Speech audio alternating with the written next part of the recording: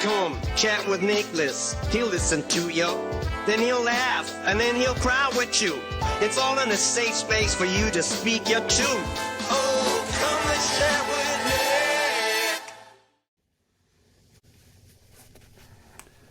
Howdy everyone. I am super excited about this episode because we have none other than Nikki Ballou with us today. Nikki, how are you doing today? Nicholas, I'm blessed and grateful. Thanks for having me on the show.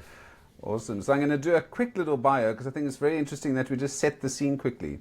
You're the founder of eCircle Academy, where you run year-long mastermind and educational programs working with coaches, consultants, corporate trainers, clinic owners, realtors, a smorgasbord of folks. Basically people focused in the service-based entrepreneurs. You also are an author, so you're quite busy, and you've written a couple of best-selling books. One, Finish Line Thinking, How to Think and Win Like a Champion. The Thought Leader's Journey, A Fable of Life and the Power of Connecting, How to Activate Profitable Relationships by Serving Your Network. And I think networks, and you probably have quite a substantial network yourself, so you're the right person to chat about it. Other than that, you also have two podcasts. One is the #1 podcast in the world on thought leadership, the Thought Leader Revolution, and you've interviewed over 500 of the biggest names in the industry, and you've been interviewed yourself hundreds, if not thousands of times. So Nikki, it's a true privilege to have you on board today. Nicholas, thank you. You honor me, man. Grateful to be here. Looking forward to the conversation. So it seems like you like helping entrepreneurs, and let's maybe go back a little bit into your journey and how you started out and how you are able to give this sort of guidance to entrepreneurs. Absolutely. So I'm actually originally an immigrant from the Middle East. I'm a Christian from Iran. When I was 11 years old, the Islamic Revolution took place in Iran. And my late father, God rest his soul, he could see the writing on the wall that this wasn't going to be a place to raise a Christian family.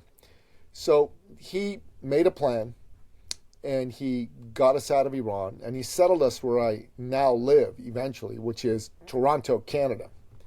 Now you got to understand, when I was 11, I didn't want to leave my home. I didn't want to leave my friends. But looking back now, it was the single greatest thing my father could have done for me and for the rest of our family. He took us from a legacy of tyranny to a legacy of freedom. And I think inside every human breast beats the living heart of freedom. We all want to live a life of our own choosing. And that's why I think everyone who gets to live in a free country, in the free West, needs to be very grateful. And lately, there seems to be, unfortunately, a little bit of a amnesia, collectively speaking, among people in the West of how amazing these societies truly are. And I'm here to remind everybody, if you're an entrepreneur especially, you need to believe in freedom. You need to believe in free expression. And you need to believe in free enterprise. Otherwise, you won't have an opportunity to create a business of your own choosing. And my late father, he was an entrepreneur. He's also the greatest man I ever knew. If you knew him, Nicholas, and you were looking for work, he'd sit you down in his office and he'd call all his friends who were business owners until he got you a job. You browbeat them until one of them hired you. And he'd say, okay, Nicholas, you're starting tomorrow at such and such place, such and such job, such and such salary. Good luck. If you're trying to start a business, he'd sit down with you and try to help you get your business going. If you were trying to buy a car or a house and you didn't quite have enough money, Dad would give you a loan to top you up, and he'd never let you pay it back.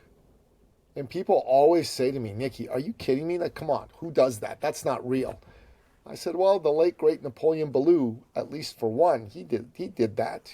And why would he do that? They'd ask me next, and I'd say, well, first of all, he was a devout Christian. He believed he'd been blessed by God, and it was his duty to share those blessings with other people. But secondly, he did it because he could. He was successful. He had money. And I wanted to be just like my dad. I wanted to be somebody who helped people. I wanted to be somebody who helped uplift people. And my father always would tell me, son, life is about people, not money. And I always would nod my head, not really getting it because I was a kid. Then he'd say, business is about people, not money. And then I go, wait up, Dad. Of course, what are you talking about? Business is about money. Without money, there's no business. He said, yeah, son, but that money only is a function of people. See, the purpose of business, he said, is to solve problems for people and make a profit. PPP. If you think about that, that's the whole purpose of business. Solving acute problems for amazing people and making an awesome profit at it.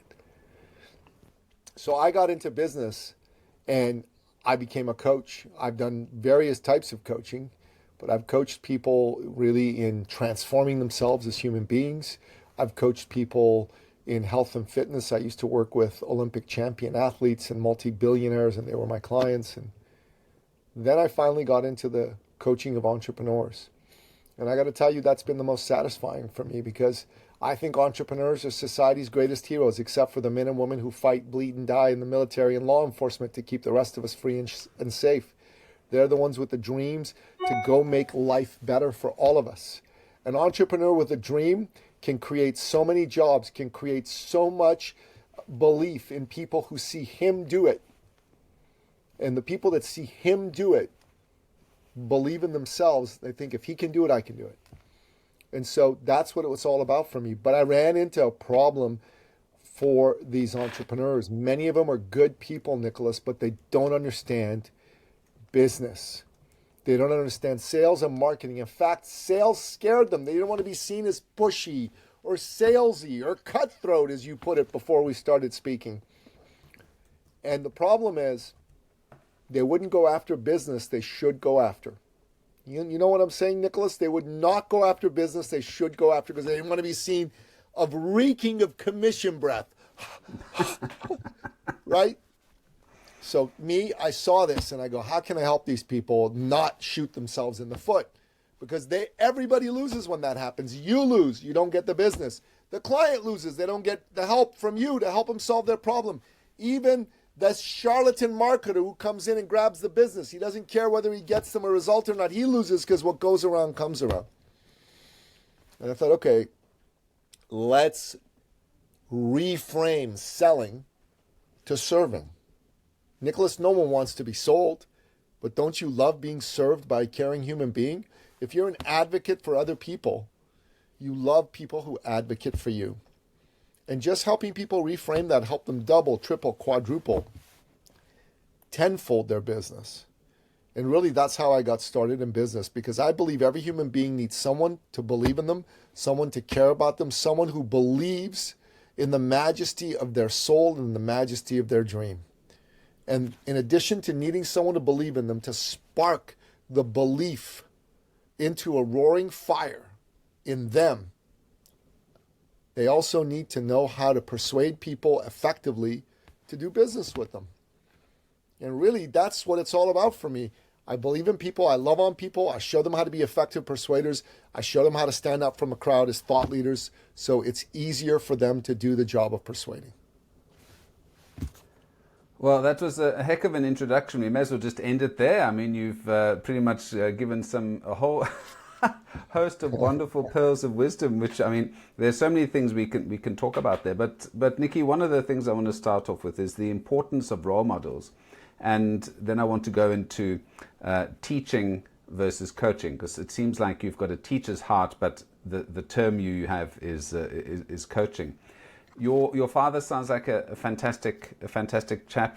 My dad was a priest, so there was no entrepreneurial, or is a priest, sorry, not was. So there's no entrepreneurial bent there. But my mother and my grandmother were the entrepreneurs in the family, and I think that I've got this balance of the public speaking from my father, the love of speaking to people, and teaching from my father, and then my sales ability from my Scottish ancestors on my mom's side. So it's amazing how important family, not legacy, but your experiences from your youth are. Yeah, it's everything, man. You get shaped by your environment when you're growing up. There's no question about it.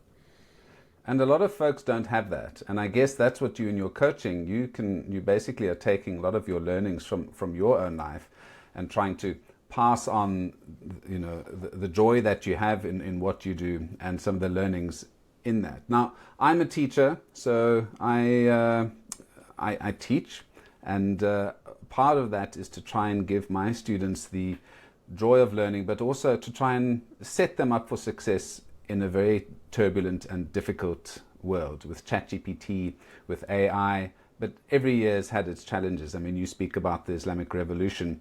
There are big black swan moments that happen throughout one's life, and how you deal with that is obviously the most important thing. Dealing with challenges. Let's look at, I don't know how many young folks you deal with, but you mentioned you dealt with Olympic sports people and folks like that. How do they overcome having a big defeat, for example? How do you take somebody who has, trained hard, done everything right, and we can do an analogy with business, done everything right, but still fails at the finishing line? How do they pick themselves up and keep going? Well, that's a great question. One of my mentors who wrote the foreword to the second edition of Finish Line Thinking is an Olympic champion by the name of Mark McCoy. In the 80s and 90s, he was quite famous in Canada and abroad in track and field circles for running the high hurdles. He ran the 110-meter hurdles. That's what he won his Olympic gold medal for in Barcelona in 92. And he and I did business together for many years, and we've been good friends. And once another friend of mine asked him a question on a show and asked him, Mark, what is the number one thing that people need to learn in order to become a champion? And I've always been interested in what makes a champion. And getting to hang out with Mark was, incredible. The law of proximity really worked for me because I learned from a champion how to be a champion.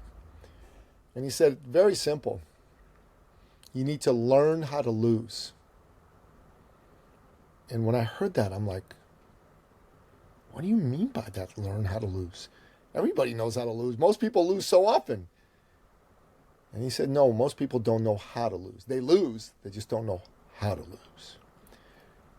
And I'm like, okay, Mark, what do you mean? He said, when most people lose, they take it as a personal failing of themselves, that they are somehow a terrible human being, they're bad, that they're a loser. They take losing as meaning they're a loser. And so they stop trying. They don't do it again. They don't give it their full effort. And he said the difference between a champion and an also-ran is that a champion takes the lesson from the loss and seeks to fail a lot and fail quickly and learn until he iterates for himself, winning. When a champion does that and he iterates winning, he's lost so many times on the way to getting to iterating winning. And a loser only loses once or twice and quits. So you think about that. That's pretty powerful. Well, it brings you back to the story, one of my favorite stories, which is of the brand 2UP. And that chap tried, and the business folded, so he sold it. And the next person thought, wait, there's opportunity here. But he thought it needed some rebranding, so he called it 3UP. And he failed. And the next guy thought, look, there's potential here, bought it, and he thought it's a branding thing, changed it to 4UP. And eventually, the last chap got it, and it was it ended up being 7UP, and that was obviously very successful. But the point is, never to give up, and learn from other folks' mistakes. So, entrepreneurship, branding and sales. Now, you obviously have been on hundreds of podcasts and have also done quite a lot of interviews. Just so that the audience knows, you're not being paid a huge fee to be on this podcast. Why do you do it? Well, that's a great question. You know, I'm going to tell you something, Nicholas. You are a very perceptive and intelligent man, and you ask perceptive and intelligent questions, because most times when I go on shows, I get asked a lot of questions, and many of them are similar. And I'm not trying to in any way put people down, because these questions are good and important, and they get out the essentials of the story. But this is a next level question. This is kind of like a ninja level, PhD postgraduate doc level question. I just wanted to tell you that and acknowledge you for that, because few people would think to ask that. But I'm going to answer you, because that's a great question. So there are 3 levels to my answer. Level 1 is, I believe, Nicholas, we live in a time, and as a Christian man, I think you'll appreciate this, the son of a priest, that people are scared, and what's been going on in the world, what the good Lord has brought us in terms of adversity, has many people shaken to their core. Shaken to their core. And they need voices of inspiration to bring them back to some semblance of feeling good about themselves. And I believe that myself and others, the good Lord has sent us here to be that voice of inspiration. So I am grateful to the Lord for giving me that opportunity to be that. So that's level 1. Level 2, Nicholas. Well, I'm here to be of service to you as the host. My job is to make you think, man, this is the best guest I've ever had on this show. Wow, that was awesome. This dude really was fun to interview. He made me look good. Damn, I need more guests like him, but there are probably not that many more guests like him. That's kind of like level 2, right? Because you're taking a lot of time, you're putting in a lot of effort, a lot of money, a lot of energy into making this show come true. And I take that as a privilege that I have the opportunity to be on this show, to speak to you. And so I really want to make sure that you are thrilled, not just happy, satisfied, but thrilled. So that's the second level. And the third level is for me as a businessman. As a businessman, the most important thing I've discovered, and that's why one of the books I wrote is called The Power of Connecting, is connecting with other great businessmen and businesswomen. So this day and age, you're not limited to who you meet at the local chamber of commerce or a local whatever meetup or whatever. Podcasting, the people who are podcast hosts, at least the shows I go on, they're all businessmen and businesswomen. And I'm in the business of serving businessmen and businesswomen with what I do. So level 3 is, I'm looking to make a connection. I'm looking for you to say, yeah, this is a good dude. I'm glad I met him business-wise, and I want to stay connected with him. Perhaps there's an opportunity for us to collaborate, for him to do business with me, me to do business with him, or simply make a connection to someone else with each other.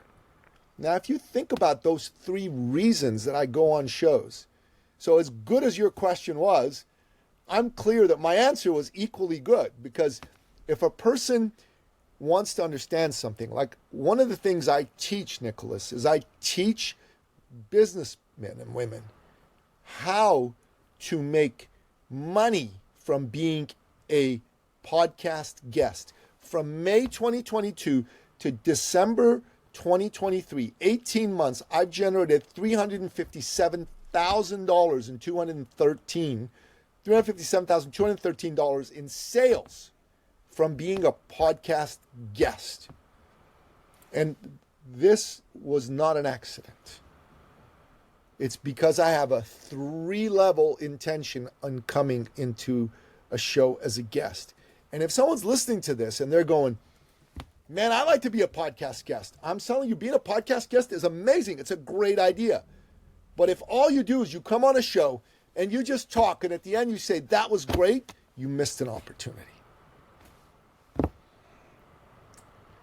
Well, you've covered a couple of good points. I'm going to start with your first point, because I pulled up a couple of interesting things here. One was I spoke to you about, being a light into the Gentiles, and you talk about you spoke about trying to people are having a tough time at the moment. They may be a little bit wayward, and yeah, I've made you. This is from Acts. I've made you a light for the Gentiles, that you may bring salvation to the ends of the earth.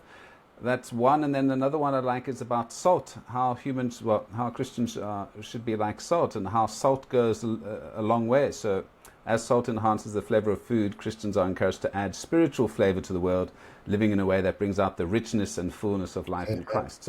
So, you know, and I can see this in certain folks that I engage with, that some have got this little light inside them that others don't have, and it's beyond just selling, beyond just money. And when we go into your second point, I was typing blind here, but to be the best possible guest. Why I wanted to ask that, the question about why you do this, is because surely after 500 interviews, your energy levels dip. You have said the same thing over and over, and it was very nice to see you give such a passionate, rousing, excited speech in the beginning. And it's like a comedian rehearsing the same 5-minute joke set 1,000 times. They've got to give it with exactly the same excitement, exact same energy each time. Otherwise, because you're only as good as your last show, basically. And lastly, you're talking about making money out of helping entrepreneurs make money. And this is something I think some sort of spiritual folks forget, is that you can't just wait for God to drop things in your lap. You have to go and get it.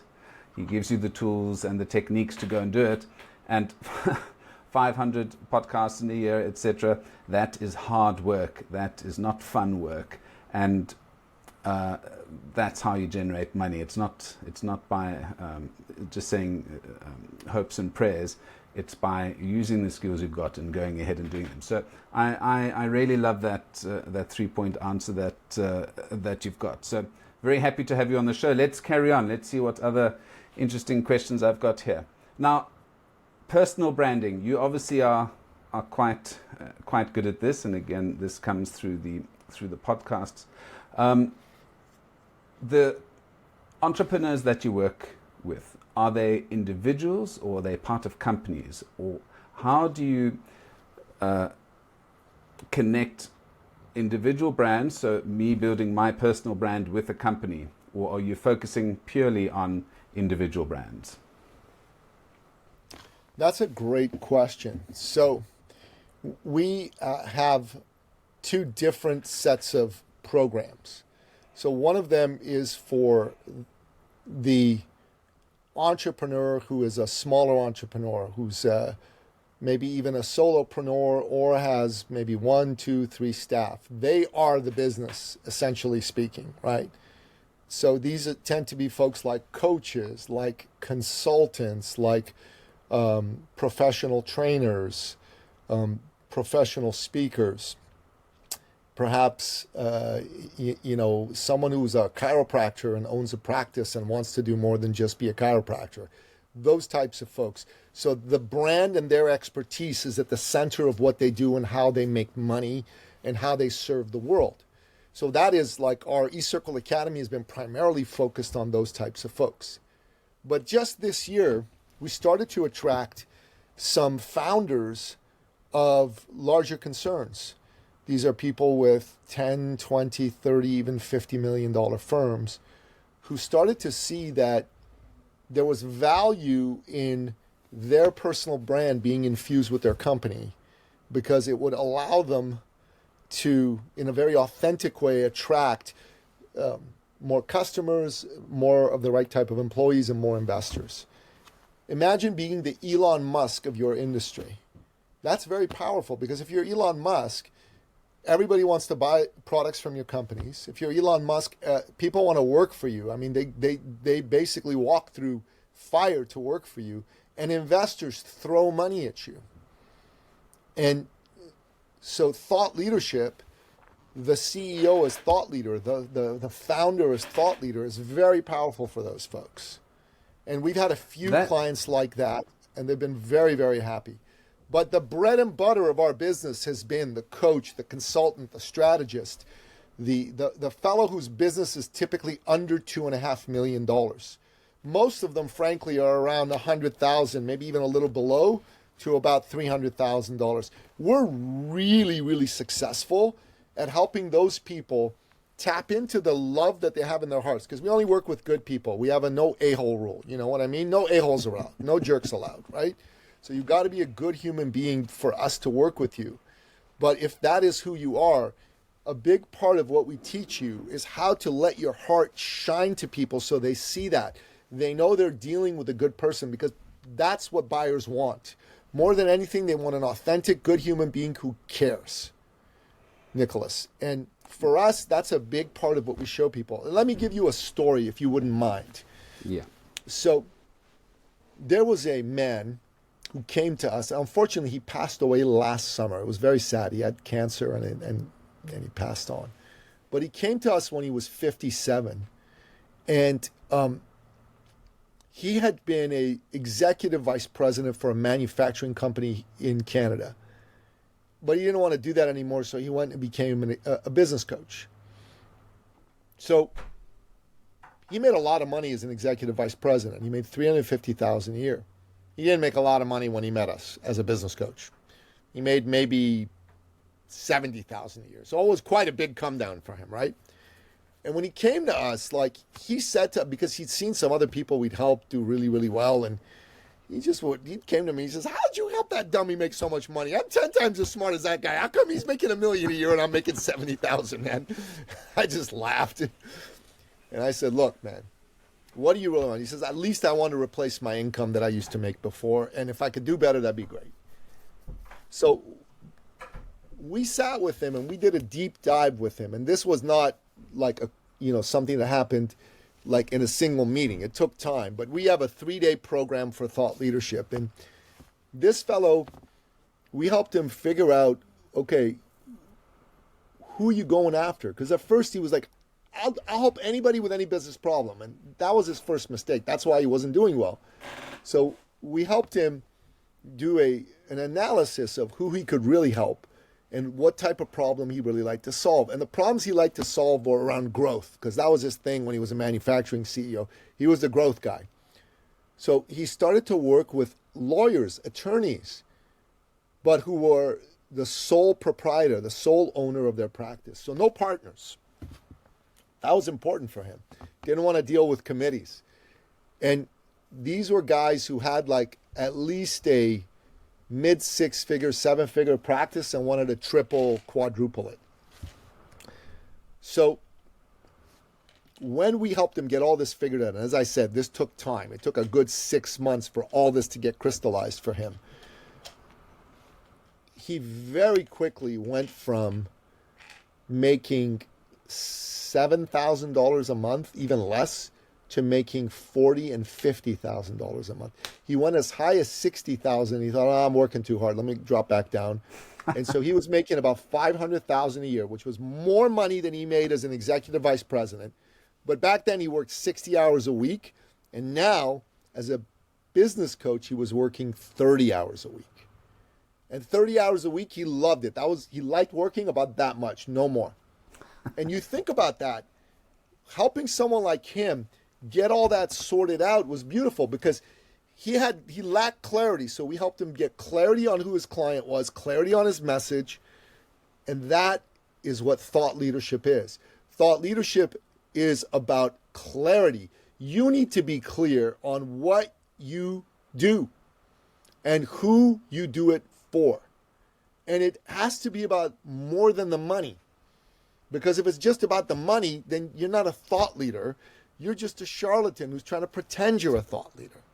And that's not really going to work well for you.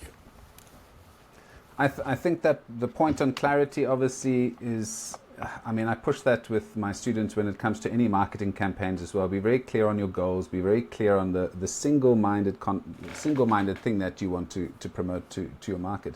But the funny thing is, and I think this goes beyond business, is that most people don't know themselves.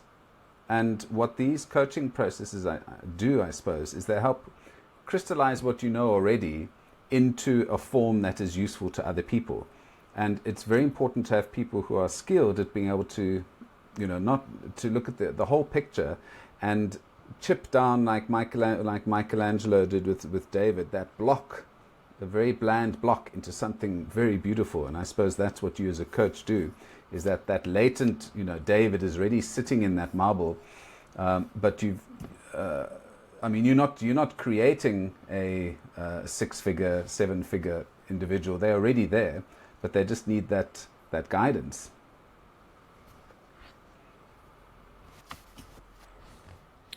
Very well put, Nicholas. Very well put. That's exactly right.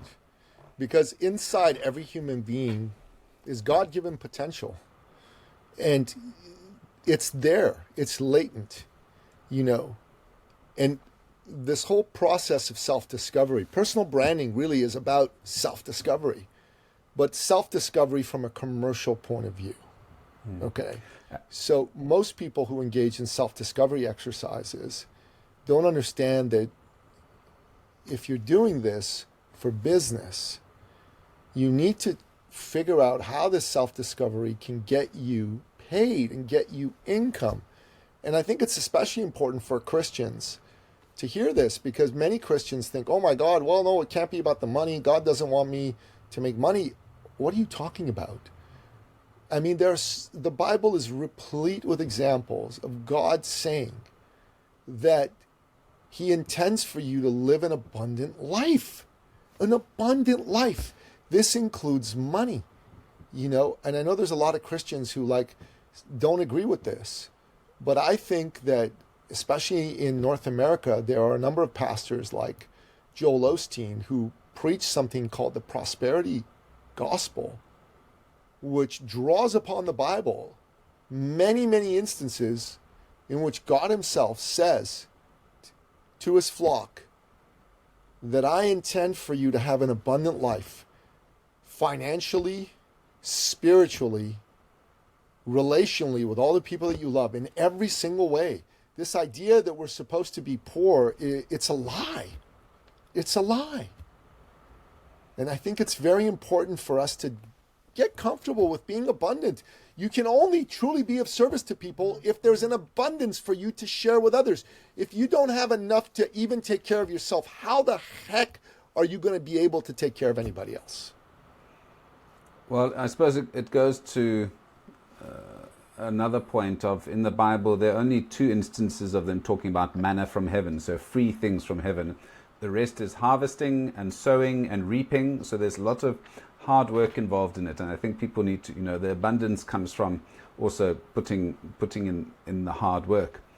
You said something a little bit earlier that resonated with me quite nicely, because I've struggled to help people understand why it's important to do thought leadership. And I think you just put it very succinctly in terms of people want to work for you, investors want to invest with you, and people want to buy your stuff. I think I can't actually put it any better than those 3 points you've had there. So if anyone is vacillating on whether to do thought leadership and why it's important to understand what your message is and get it out there on podcasts, social media, LinkedIn, etc., go and do it. Nicky, is there anything about you, I'm sure people will go and have a look at some of your hundreds of interviews after this, but is there something other than being a refugee from Iran and being a speaker and interviewing interesting folks that we don't know about you?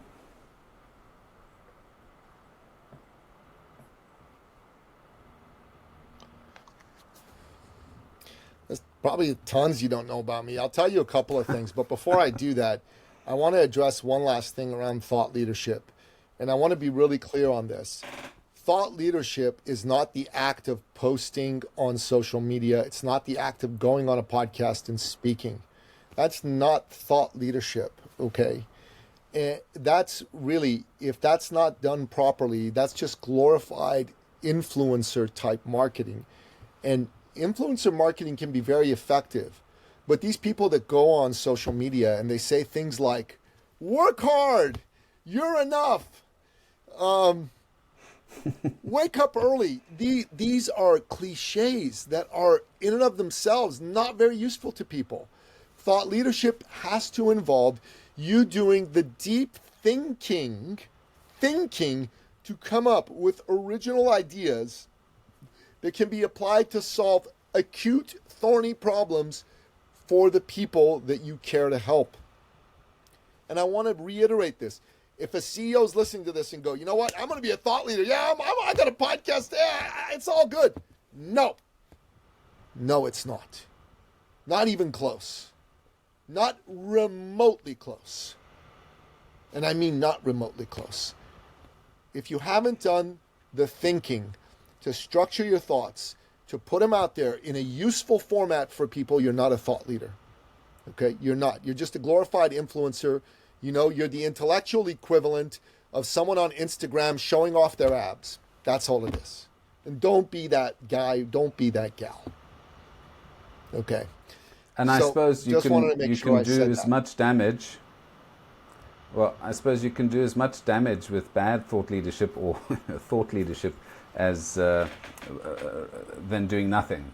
So yeah, your point there, well taken. You know, you've got to do the groundwork first and make sure you've got something useful to talk about before you get anywhere. And that's that preparation that you're talking about. It's going to take time. Yes. You need coaching. You need guidance in order to do that. Yes. Nikki, where can I send people to find out more about you and your books? Okay. To find out more about me, you can really just type my name. It's a pretty unique name. I don't think anyone else in the world has it. So if you go on any social media platform and you put in @Nikki Ballou, you'll find me, and just say, hey, I'd like to connect, and I'll connect with you. I really don't turn people away.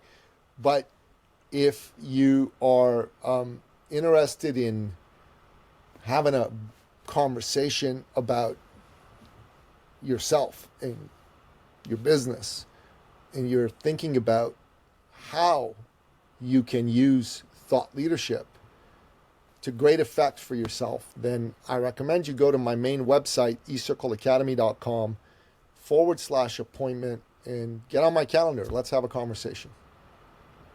Great. I'll put those links in the description so that folks have got them. But Nikki, it's been a true pleasure chatting with you, and I'm sure we could keep going for ages and ages, but I think I need to give your voice a break so that you can be fresh and invigorated for your next call. I appreciate it. I do want to briefly answer the question you asked me, because I didn't properly answer it, which was, go ahead. What's something people don't know about me?